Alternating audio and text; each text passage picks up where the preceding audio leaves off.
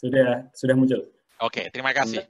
Ya, jadi sekali lagi, alih-alih itu menjadi satu social distancing, melainkan menjadi family reuniting. Di mana Allah seolah-olah memaksa kita melakukan reorienting makna keluarga. Yang waktu bagi yang sudah menikah, kita diingatkan ulang komitmen pernikahan kita, yaitu kita yang sebelumnya dua menjadi satu daging. Keluarga bukan hanya sekedar relasi yang sifatnya sosial legal, tetapi dipanggil untuk menjadi satu daging.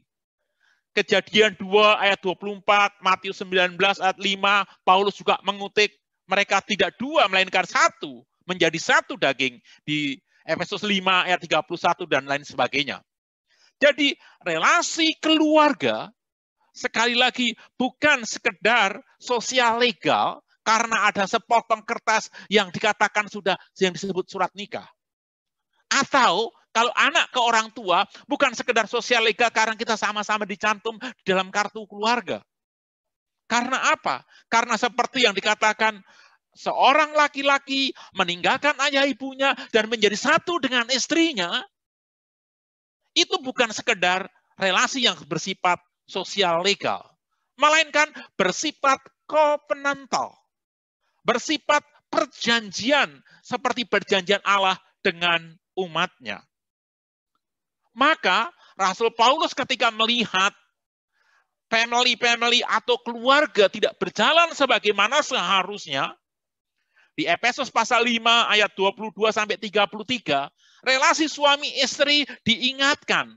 Suami, kasihlah istrimu seperti Kristus mengasihi jemaat. Hai istri, tunduklah kepada suamimu seperti jemaat tunduk kepada Kristus. Hai anak-anak, hormati ayah ibumu supaya lanjut usiamu. Hai ayah-ayah, jangan membuat hati anakmu menjadi dingin, dan seterusnya, dan seterusnya. Jadi relasi di dalam keluarga, suami dan istri, orang tua anak adalah relasi yang sifatnya covenantal. Mengapa demikian? Karena Allah kita sendiri, Allah Tritunggal, itu juga Allah yang relasional. Maka harus ada pribadi Bapa, Anak, dan Roh Kudus. Nah, sifat relasional covenantal ini terlihat sekali ketika manusia jatuh di dalam dosa, di Kejadian pasal yang ketiga ayat 10, ketika manusia merasa enggan bertemu dengan Allah berinisiatif untuk mencari. Dia berkata, memanggil manusia itu dan berfirman kepadanya, di manakah engkau? Atau di dalam drama kita bilang, Adam, Adam, di mana engkau? Apakah Allah tidak tahu Adam di mana? Oh, tentu tidak. Karena Allah Maha tahu. Dan Taman Eden kan dia yang create. Maka dia tahu persis di mana Adam. Kalau Allah berkata demikian, karena sifat Allah yang sifatnya relasional, maka Allah berinisiatif, Allah berusaha mencari manusia. Karena natur Allah sendiri sifatnya relasional. Ketika pemanggilan Abraham, bukan Abraham yang mencari Allah, tetapi Allah yang memperkenalkan diri kepada Abraham ketika Abraham masih tinggal di Ur Kasdim dan berjalan ke arah diutus untuk ke tanah Kanaan, tanah perjanjian itu. Nah, di situ sekali lagi Allah yang menyapa dulu. Bahkan ketika bikin perjanjian dengan Abraham, Abrahamic Covenant, Allah sendiri yang melakukan sumpahnya, Roh Allah yang berjalan di tengah-tengah binatang perjanjian itu saat Abraham tertidur. Dan ini lebih jelas lagi, lebih sampai kepada titik ultimate-nya ketika 10 hukum itu diturunkan di Keluaran pasal yang ke-20. Apa yang dikatakan? Ayat pertama di dalam 10 hukum dikatakan demikian. Akulah Tuhan Allahmu. Allah yang datang, Allah yang memperkenalkan dirinya. Dan terus Allah itu memperkenalkan dirinya, puncaknya di dalam diri Tuhan kita Yesus Kristus yang diberi nama Immanuel. El yang Imanu. Allah yang beserta kita.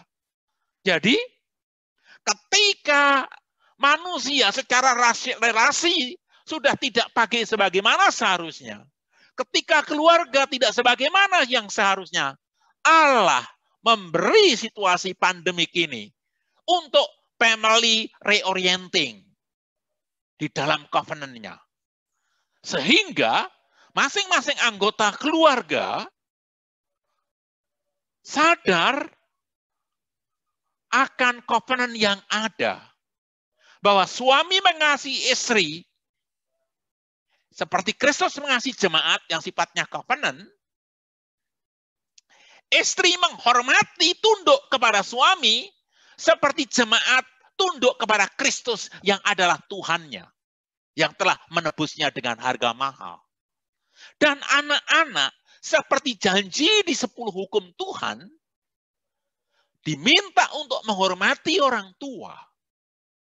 Karena itu yang baik, dan karena untuk itu ada janji, umur panjang dan keberhasilan bagi anak-anak. Dan orang tua diberi covenant untuk melindungi anak-anak dan untuk mewariskan iman kepada anak-anak. Oleh karena itu, seyogyanya keluarga tanpa mendengerin khotbah saya, tanpa seminar-seminar, keluarga harus sadar kalau itu covenant, maka suami akan merangkul istri dengan suatu sikap melindungi dan cinta kasih. Dan istri akan melayani suaminya dengan seperti bentuk ibadah kepada Allah. Dan anak-anak akan menghormati orang tua tanpa orang tua meminta. Dan orang tua akan berusaha merangkul, menggendong, menggandeng anak. Sebagaimana Allah menggandeng dan menggendong umatnya.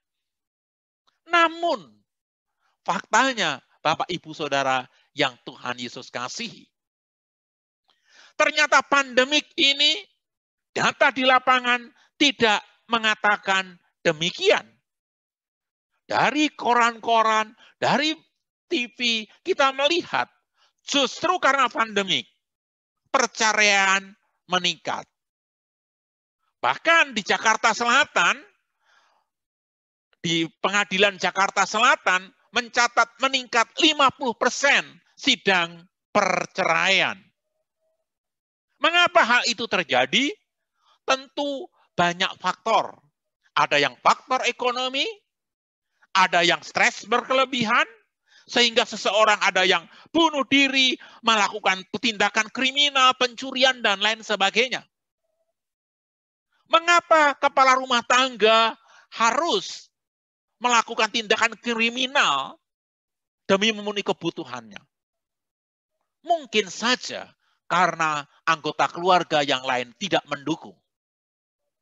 Ketika seorang anak harus mengakhiri hidupnya di dalam sekolahnya di era pandemik ini, mungkin dia juga menerima stres, beban sendiri di dalam hidupnya. Ketika istri-istri banyakkan tentu bukan dari kita, minta cerai kepada suaminya, mengapa dia melakukan itu? Karena beban yang dia tanggung sendiri tidak tertahankan. Kalau seandainya beban-beban itu bisa diangkat bersama-sama, maka hal itu mungkin bisa dihindari.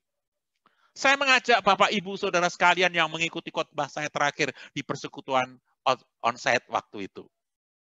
Ketika itu saya membahas merawat yang tidak sempurna. Di dalam penutup khotbah saya menampilkan slide ini. The beauty of a family is when the strongest still need the support from the weakest. Keindahan suatu keluarga ketika yang paling kuat, yaitu ayah, menerima support dari yang paling lemah, yaitu anak-anak. Saya di tengah pergumulan mengakhiri karir saya di kantor, saya bersyukur kepada Tuhan. Saya dulu waktu masih muda, saya paling takut kalau sebagai kepala rumah tangga kehilangan pekerjaan. Bagaimana keluarga saya? Syukur kepada Allah, ketika sudah masuk usia pensiun, tahun kemarin adalah usia pensiun saya tidak pernah kehilangan pekerjaan. Dan kalaupun itu terjadi, anak-anak istri saya pernah mengatakan, it's okay. Kalau papa mau istirahat kapan saja karena kesehatan papa, kita semua ready kok. Dengan kata lain, saya yang merasa paling kuat, the strongest in the family, merasa nyaman ketika the weakest, yaitu anak bungsu saya mengatakan, it's okay, Dad. It's okay. Itulah the beauty of family. Nah, kenapa ini nggak terjadi, Bapak Ibu? Kita lihat gambar ini. Ketika sang ayah sedang bingung akan melakukan apa. Istrinya memeluk dari belakang. Oke, ini masalah, tetapi kita akan hold together. Dan ketika anak-anak nggak ngerti pun ikut hold together. Itulah the meaning of family yang adalah covenantal relationship. Nah, mengapa itu tidak terjadi di luar kita? Karena apa? Karena dari awalnya dosa merusak hubungan manusia. Ketika dosa, hubungan manusia dengan Allah rusak. Yang sebelumnya bisa bercakap-cakap muka dengan muka, manusia menjadi malu dan menyembunyikan diri. Dan setelah itu, relasi dengan sesama rusak. Yang sebelumnya suami ada mengatakan, inilah daging dari dagingku, tulang dari tulangku. Begitu dia jatuh dalam dosa, dia mengatakan, perempuan ini. Relasi rusak. Karena dosa, relasi menjadi rusak. Oleh karena itu, Kristus perlu mati untuk memulihkan relasi dengan dirinya, mendamaikan manusia dengan Allah. Itu bisa kita lihat di Korintus dan di kitab Roma. Nah, saya tidak berbicara manusia secara umum yang tidak bisa menikmati penebusan Kristus sehingga relasi itu dipulihkan.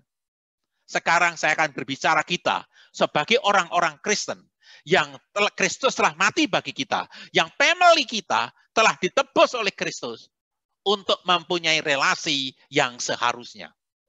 Bagaimana cara kita menikmati penebusan Kristus? Bagaimana cara kita bisa menjalankan relasi yang seharusnya yang Kristus telah pulihkan tadi?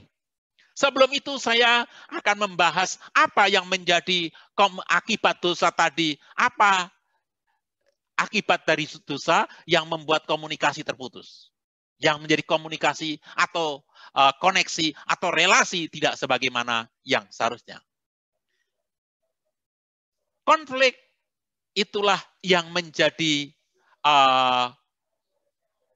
pemicu suatu komunikasi tidak berjalan sebagaimana seharusnya.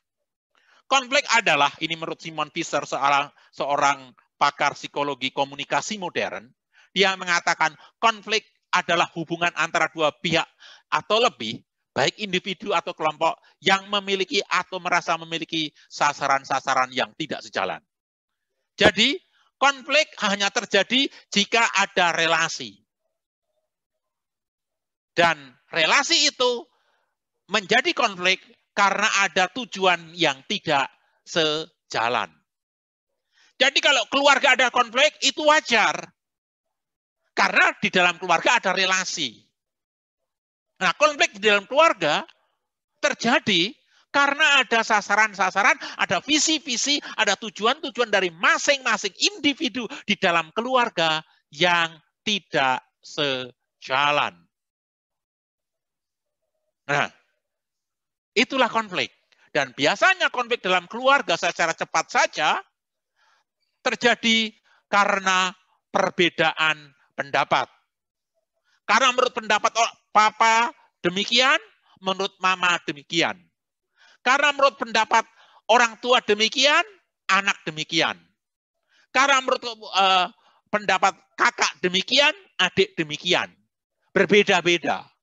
Maka ini perbedaan ini menjadi potensi pemicu konflik.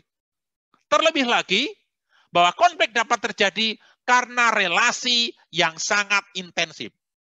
No relation, no conflict.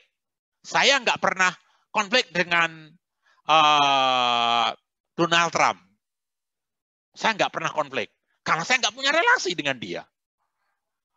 Ya, tetapi saya konflik dengan istri saya yang saya cintai. Ya, karena saya punya relasi. Apalagi relasi kami sangat intens. Nah, relasi intens itu karena kedekatan, karena keakraban, karena selalu bertemu.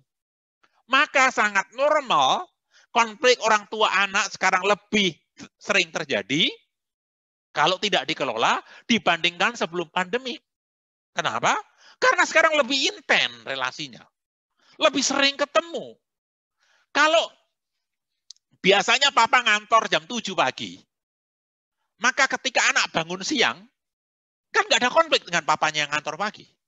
Tetapi dengan mamanya yang di rumah ya konflik. Itu yang membuat terjadi. Jadi relasi yang sangat intensif karena kedekatan, karena akraban, karena selalu bertemu, itu menimbulkan konflik. Dan yang ketiga, karena ada tuntutan dari atau terhadap anggota keluarga secara berlebih. Tuntutan dari anak kepada orang tua terhadap orang tua, atau tuntutan dari orang tua terhadap anak, tuntutan suami terhadap istri, tuntutan suami terhadap suami, istri terhadap suami, yang berlebih. Mengapa kita tidak konflik dengan tetangga? Karena kita nggak menuntut anak tetangga kita bangun jam 6 pagi. Dan seterusnya, dan seterusnya. Jadi, karena 3 faktor ini, konflik di dalam keluarga terjadi. Nah, bagaimana kita menghandle hal tersebut sebagai orang Kristen? Ya. Yang pertama, kita harus dilandasi satu sikap bahwa teguran yang nyata-nyata lebih baik daripada kasih yang tersembunyi. Dari Amsal 27 ayat 5. Jadi, teguran yang nyata-nyata itu lebih mulia daripada kasih yang tersembunyi.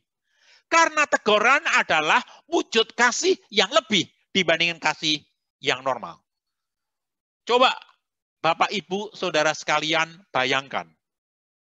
Kalau ada anggota keluarga kita yang melakukan kesalahan, yang melakukan tindakan yang tidak normal, yang melakukan tindakan yang memalukan, dan kita tidak menegurnya, maka bagaimana dia tahu kalau itu nggak pernah ditegur, nggak pernah dapat masukan, dia tahu dia salah.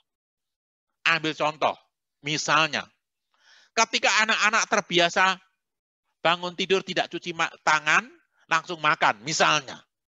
Kalau kita nggak tegur dari kecil, maka dia nggak tahu kalau itu salah. Nah, kalau tidak tahu itu salah, maka dalam era pandemi seperti ini, seperti apa yang terjadi? Ketika anak-anak mainan listrik, kita nggak tegur, karena kita mengasihi dia, maka itu ada tindakan yang salah. Jadi, sekali lagi, teguran yang nyata-nyata lebih baik dari kasih yang tersembunyi. Bahkan di Yekezkiel pasal 3 ayat 18-20. Jika ada orang berdosa, melakukan dosa dan kita tidak menegurnya, orang itu mati karena dosanya. Tetapi Tuhan akan minta pertanggungan jawab bagi kita yang tidak menegurnya. Sekali lagi, teguran yang nyata-nyata lebih baik dari kasih yang tersembunyi. Oleh karena itu, speak out. Oleh karena itu, jangan dipendam. Itu tema yang pas buat itu kita. Kalau ada yang tidak sesuai, ya kita harus komunikasikan itu. Kalau tidak, yang satu ke kiri terus ke kiri, yang satu ke kanan terus ke kanan, ya nggak pernah ketemu. Ya akan konflik terus. Karena tidak pernah disampaikan. Nah, kalaupun kita punya maksud baik untuk meluruskan, kalaupun kita punya maksud baik untuk memperbaiki, kalau kita punya maksud buat menegur, belum tentu itu diterima dengan baik. Oleh karena itu, ketika kita melakukan itu,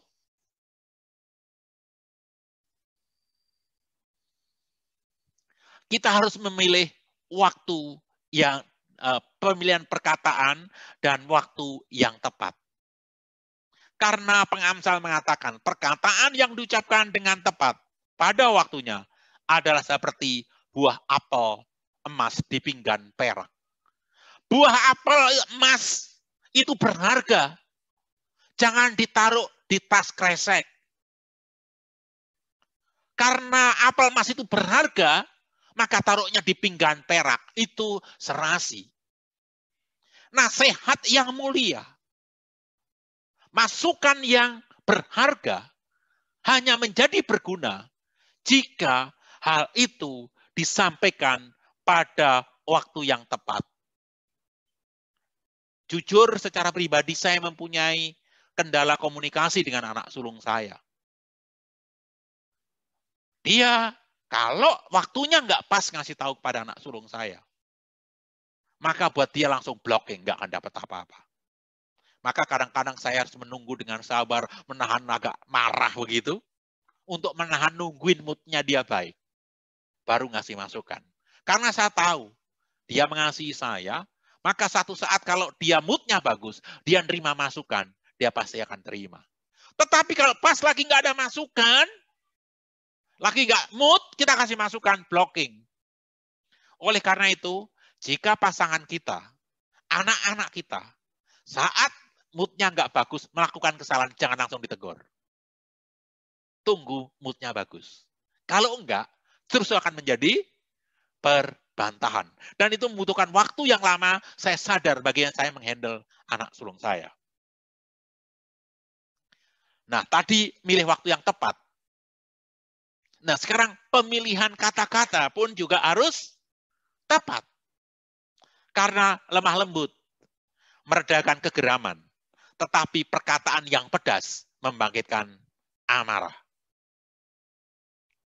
Tolong direnungkan baik-baik. Tidak ada orang satupun yang mau direndahkan. Waktu saya 30 menit, saya mohon minta waktu tambahan 5 menit Pak Muji ya. Ya. Nah, selain memilih waktu yang tepat, cara yang tepat, dengan kalimat yang tepat, itu menolong kita. Nah, itu bagi kita tidak mendam perasaan untuk memberi masukan ataupun perbaikan ataupun teguran. Nah, sekarang sikap yang kedua. Bagaimana cara kita menerima masukan, menerima teguran dengan bijak, dengan caranya Kristus, dengan caranya Alkitab. Pengamsal memberi nasihat yang begitu luar biasa buat saya. Jikalau seorang memberi jawaban sebelum mendengar, itulah kebodohan dan kecelaannya. Sekali lagi tolong renungkan kata indah ini. Jika seorang memberi jawaban sebelum mendengar secara keseluruhannya, itulah kebodohan dan kecelaannya. Orang yang sudah mempersiapkan jawaban, begitu mendengar masukan, dia seorang debater. Seorang pendebat itu hanya mencari celah lawan. Dia ngomong apa, gua hajar balik apa. Ini cocok untuk perdebatan. Tapi di rumah kita kan bukan arena debat. Keluarga kita kan akan memulihkan relasi, konflik tadi. Oleh karena itu, jangan buru-buru memberi jawab sebelum kita mengerti maksud masukan yang diberikan. Kalau lawan debat, kalau kita dalam debat, itu hanya mencari celah bagaimana mengalahkan si lawan debat. Tetapi dialog adalah berusaha melihat perspektif kawan bicara. Sekali lagi, biasanya dalam debat kita mencari kelemahan dari lawan debat. Tetapi dalam dialog, berusaha melihat perspektif kawan bicara kita. Mengapa demikian? Jika kita seperti bermental, seperti berdebat, maka ada listening block. Ada ngeblok yang kita dengar. Maka sebagus apapun, seluar biasa masukan itu, kalau kita sudah ngeblok lebih dulu, nggak ada yang masuk. Kita mendengar, tetapi tidak mendengarkan. Oleh karena itu, Bapak, Ibu, Saudara yang Tuhan Yesus kasihi, mari belajar untuk mendengarkan. Karena kalau kita melakukan blocking duluan, maka tidak akan ada informasi sebagus apapun yang masuk ke reseptor kita. Nah, oleh karena itu secara singkat, untuk keterampilan mencegah konflik, pertama mari kita mengenal kebiasaan tiap anggota keluarga. Saya telah memberi contoh, si sulung hanya menerima masukan kalau dia lagi mood. Kalau si bungsu, anak saya, kalau dia melakukan kesalahan, berantem nggak apa-apa. Dia nanti, kalau begitu berantem, ya dia emosi, biarin aja melakukan emosinya. Itu anak bungsu saya. Tapi esok paginya, ketika dia sudah bangun tidur, dia akan datang peluk saya dan mengatakan, sorry Dad, yang saya lakukan kemarin salah, kamu benar. Saya tuh kan gitu. Ya jelas, pengalaman papa kan lebih banyak dari kamu. Saya mengatakan demikian. Karena apa? Waktu jadi anak dulu juga saya seperti kamu. Ada sulung, ada yang tengah, ada bungsu, ada istri. Saya juga demikian. Kalau istri lagi banyak kata-kata mutiaranya, saya diem dulu. Besok nungguin pas waktunya lagi bagus, kata mutiaranya kita kupas bersama-sama begitu. Ya. Nah, mengenali kebiasaan, belajar untuk menerima dan menghargai perbedaan yang ada. Untuk yang non-esensial, kalau misalnya anak nggak suka ini, itu nggak suka itu, kalau non-esensial, it's okay. Karena nggak semua orang menjadi fotokopi kita. Tetapi kalau prinsip, cinta Tuhan, berdoa malam buat saya, itu prinsip. Saya akan tegakkan. Tetapi kalau misalnya dia makan terlambat, atau nggak mau ngobrol ini, it's fine. Karena kita tidak bisa memaksakan. Ini untuk mengurangi konflik. Dan tidak memaksakan keinginan kita, setiap keinginan kita kepada orang lain. Hanya hal-hal yang prinsip, yaitu kebenaran firman Tuhan, yang harus kita berikan. Jadi Bapak, Ibu, Saudara yang Tuhan Yesus kasihi, mengelola konflik bukan hanya bertujuan mencari jalan keluar terhadap satu konflik, terhadap satu masalah, namun juga menemukan akar masalah, mengenal kebiasaan anggota keluarga kita, visi-visi mereka, dan akhirnya setelah kita mengenal, maka relasi kita diperbaharui dan diperbaiki. Kalau relasi kita diperbaiki dan diperbaharui, apa yang terjadi? Potensial konflik tidak akan terjadi atau diminimalisir. Jadi tugas kita adalah mengelola konflik bukan hanya menyelesaikan masalah, tetapi meminimalisir potensi konflik yang ada dengan mengenal kebiasaan, dengan menerima keberbedaan, dan tidak memaksakan hal-hal yang tidak esensial. Nah, saya menutup renungan ini. Saya mengajak suami-suami saat ini, saat kita untuk tahu keadaan istri kita, bagaimana sulitnya menghandle rumah tangga, mengasuh anak-anak, dan membereskan apa yang di rumah. Bahkan kalau istri kita kerja di kantor, juga kita boleh mengenal bagaimana stresnya istri kita. Hai istri-istri, inilah waktunya ketika kamu bertemu dengan suamimu setiap hari. Bagaimana stresnya suami menegakkan rumah tangga, mencari nafkah, menghandle stres pekerjaan di kantornya. Hai anak-anak, ini saatnya mengenal betapa berat papa dan mama, orang tua kalian mencari nafkah, mencukupi kebutuhan kalian. Dan kalian yang sudah bekerja, anak-anak, kalian juga mengerti bagaimana orang tua harus merendahkan diri serendah-rendahnya. Mungkin dimarahin oleh bos, mungkin dimarahin oleh customer, mungkin dimarahi oleh teman kerja yang lain. Hanya demi menerima gaji. Dan gaji itu bukan untuk dirinya, tetapi untuk kalian juga. Ini waktunya mengenal orang tua kita. Mari kita berdialog, bukan berdebat. Dengan mengerti perspektif yang ada di dalam keseharian hidup. Orang-orang yang kita kasihi. Papa kita, mama kita, suami kita, istri kita, anak-anak kita, kakak kita, adik kita. Saat hening bagi kita sekalian. Untuk merenungkan kembali. Sekali lagi. Bahwa mengelola konflik bukan hanya betul-betul mencari jalan keluar penyelesaian suatu masalah, namun bukan masalah yang ada dan memperbaiki relasi antar pribadi sehingga